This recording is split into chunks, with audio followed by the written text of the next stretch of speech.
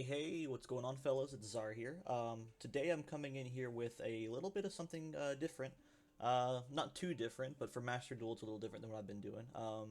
Switching it up from Luna Light, I decided I'd go over. This is going to be the only one. I'm going to go over a few budget lists.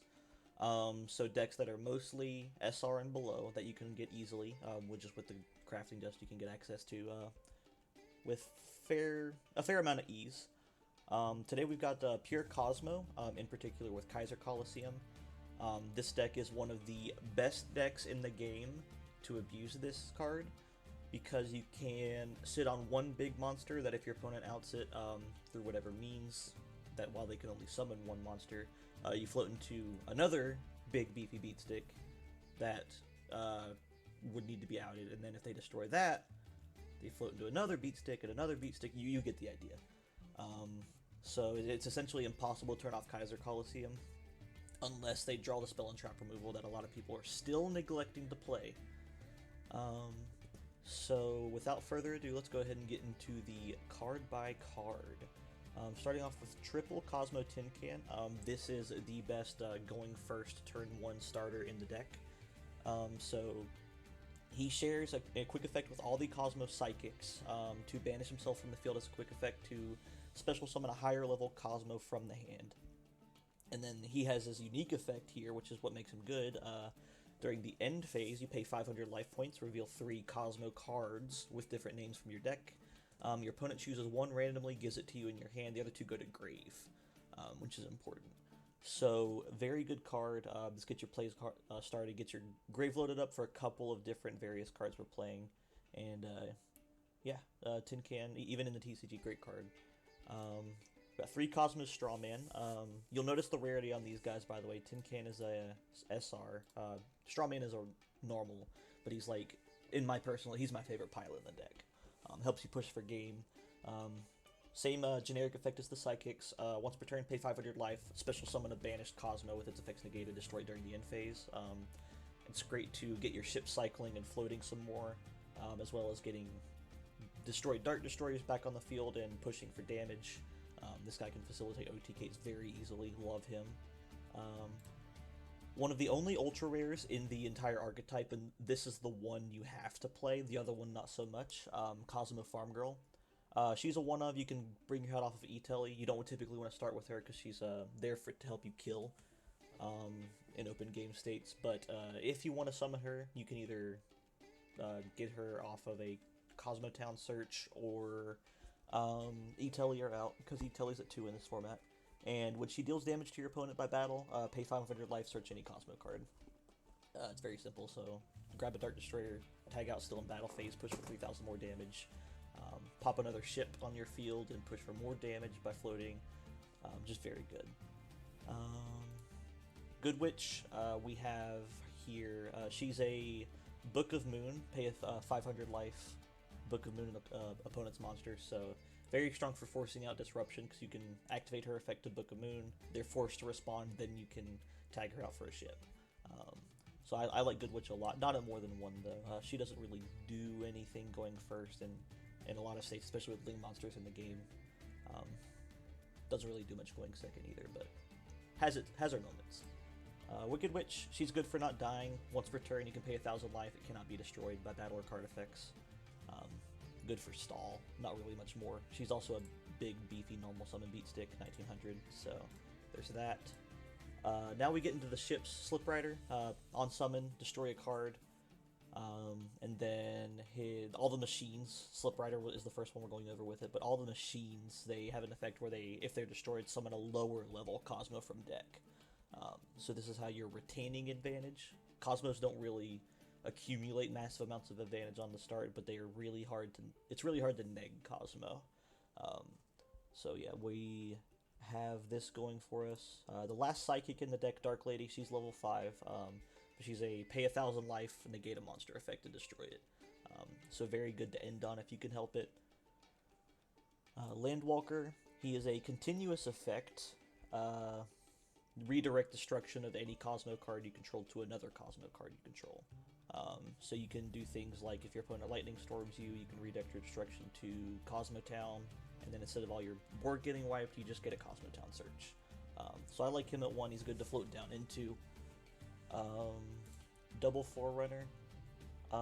I've noticed with people not playing that many Go Second cards that, especially in low ranks too, you'll notice this a lot more in low ranks, that high attack monsters that cannot be targeted and have a floating effect like this, your opponent is almost never going to be able to deal with it, barring removal in some way plus an Ash to stop the float.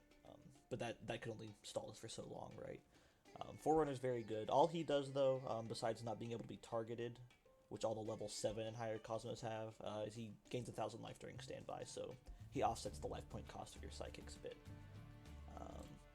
Dark Destroyer. He's only an SR, which is unbelievable to me, because this is the card of the deck that was on the ban list for a long time in the TCG. So on summon, he destroys a monster on the field by targeting, and he cannot be targeted as well by your opponent. Floats into a level 7, so he is untargetable, destroys a monster on summon, and when he's destroyed, if for whatever reason he can float down into another slightly less beefy beat stick that's untargetable, and floats when it's destroyed. In best of ones, your opponents oftentimes, especially unless they are playing something that's like tier 1, this is going to cause problems, especially under Kaiser Coliseum. And then our other ultra rare of the archetype, Cosmo Dark Eclipser. This is not a necessity. You do not have to run this. I am electing to, because Cosmo is my favorite deck of all time. But he is great in certain matchups with Tin Can setup against things like Eldritch, Altergeist, just different trap decks, trap tricks. He, not once per turn, can banish a Cosmo from your graveyard to negate and destroy a trap effect.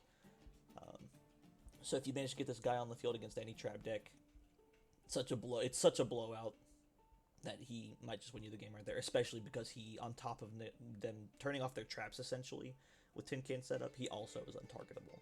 So, very strong. Moving on to the spells and traps, we got Triple Dark Ruler. This can be replaced with Forbidden Chalice. I just elected, since the in-archetype ultra rare count is so low, and we're not really playing any others in here besides Eclipser and Farm Girl at 1, playing a couple copies of Dark Ruler to help us go second and clear our opponent's entire board of monster effects. Very strong. One Lightning Storm, you have access to this in the bundle for 750 gems. If you haven't picked the bundle up already, do it. Not only do you get a free Lightning Storm guaranteed, it's a great meta staple, but also 10 packs for cheaper than the conventional cost of 10 packs. So definitely do that. Triple Pot of Prosperity. You've probably looked down here at some point by now. The extra deck in this deck does not matter. So I've elected to just throw a bunch of garbage in here. The most relevant thing you could play is Cyber Dragon Nova into Infinity, but Infinity's ultra rare and I didn't include it. But Prosperity, with so many high-level monsters in the main deck, digging 6 deep for any small card monster, or just any missing piece of our setup that we want, like digging for Kaiser Coliseum, just very powerful. Double Cosmo Town. You don't want to. This can be bricky if you draw multiple of it, and you don't need to see it all the time. But this is one of the best. This is in my opinion, the field spell that started the onset of broken field spells in the game. This has 3 effects. Once per turn, pay life equal to the level of one of your banished Cosmo monsters, add that to your hand. So it recurs your banished Cosmos, recycles them. You can mulligan with this card, put any number of Cosmo monsters from your hand into the deck and then draw the same number of cards, so you get a mulligan with this deck. Very powerful, not many decks have that. On top of my head, only other decks that really have this mechanic are Thunder Dragon and Flwandereeze, which is not even in Master Duel yet. And then lastly, if it's destroyed by card effect while it's in the field zone, you can search for a Cosmo card. That is including itself, so if for whatever reason your opponent doesn't read this card, which a lot of the times I've noticed in Master Duel your opponent's not, a lot of new players, you can just, you neg them on spell and trap removal and you get your Cosmo Town back. Worst case, you can search Cosmojo to out a problem monster. You can search Dark Destroyer to get your body. Cosmo Town is just great. You love this card. You want to play a couple copies. Coliseum, Kaiser Coliseum no less. This is so this deck is a little slow in comparison to combo decks, but this is the card that's helping us kind of temper the game to our pace.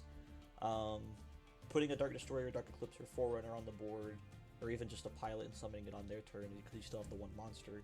Um, Regulating their combos, very powerful, and unless they have specifically spell and trap removal, like I said earlier, your opponent is not going to be able to put more than one monster on the field at the same time because you're always in this deck able to maintain one monster on the field. That's hard out very, very well. Triple MST. It's good to play back row removal if you're not playing back row removal in your decks. I highly recommend it. But on top of that, this just combos very well with Cosmo Town.